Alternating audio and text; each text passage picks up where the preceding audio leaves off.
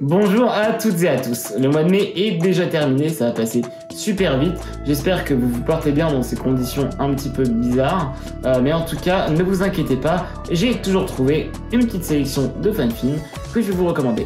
Au sommaire, on va explorer des nouveaux horizons spatiaux, on va rencontrer une escouade de rebelles, on va voir Miles Morales devenir Spider-Man, on va observer comment Pamela Isley devient Poison Ivy, on va explorer Kashyyyk et on va retourner à Zootopia. Bienvenue dans Fanfilm Mensuel.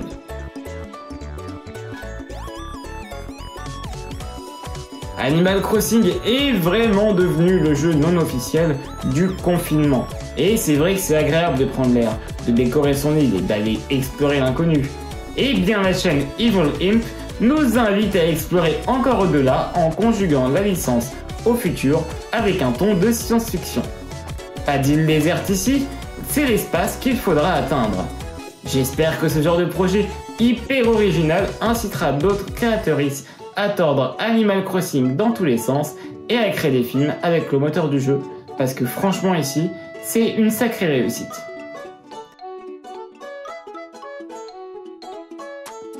Rogue 7 est un fanfilm de Star Wars comme on veut en voir tout le temps. Inclusif, drôle, avec des personnages attachants, il est mon coup de cœur du mois. Sorti sur la chaîne d'Ambient Films, ce court-métrage possède de jolis effets spéciaux et une pléthore de personnages sweat comme tout sur un fond de bataille spatiale entre l'Empire et les rebelles. En l'espace de quelques minutes, les personnages sont déjà sympathiques et on se rend vite compte que ce film bouge et nous montre plusieurs environnements.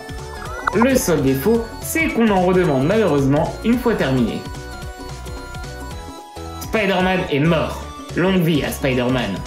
Miles est un fan-film sorti sur la chaîne de Lost Utopia Films et il raconte, comme son nom l'indique, l'histoire de Miles Morales, jeune homme reprenant le costume de l'homme araignée après la mort de Peter Parker.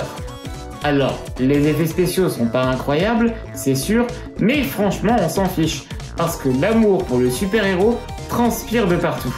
D'ailleurs, j'ai beaucoup aimé la manière que le film a de laisser supposer qu'il raconte la suite de la trilogie de Sam Raimi. Personnellement, j'étais à fond dedans.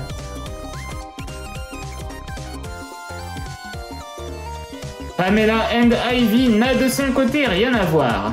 Ce fan-film semi-pro réalisé par Leah McKendrick ne déborde pas d'un millimètre, mais j'ai adoré.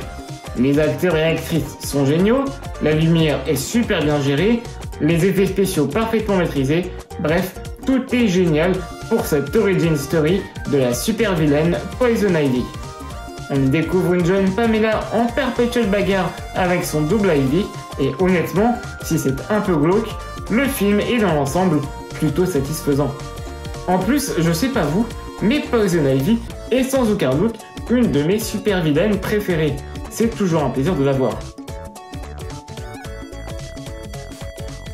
Sorti sur la chaîne Look Forever, le fan-film singapourien de Star Wars Legend of Hope est très différent de celui précédemment cité. Pas de bataille spatiale ici, place au combat de sabre laser entre inquisiteurs et Jedi. Je crois que j'ai rarement vu autant de patates dans les coups de sabre que les personnages se mettent, mais en plus, les protagonistes sont plutôt réussis. Et c'est rare pour les fanfilms qui se concentrent sur des combats. Mention spéciale aux références à Ahsoka disséminées un peu partout, c'est toujours génial. Alors, je sais pas trop pourquoi, mais Zootopia a pas mal de succès en termes de fanfilm. Pourtant, je trouve pas le film particulièrement incroyable, mais bon, faut croire que ça plaît. L'épisode 1 de Savage Company est sorti et on y suit les deux protagonistes du long métrage coopérer sur une affaire de meurtre. Les animations sont basiques, mais en vrai c'est tellement difficile de faire de l'animation qu'on ne peut que saluer Yit Exeti pour le travail effectué. C'est hyper propre et assez fluide. Et voilà, le fanfilm mensuel du mois de mai est déjà terminé.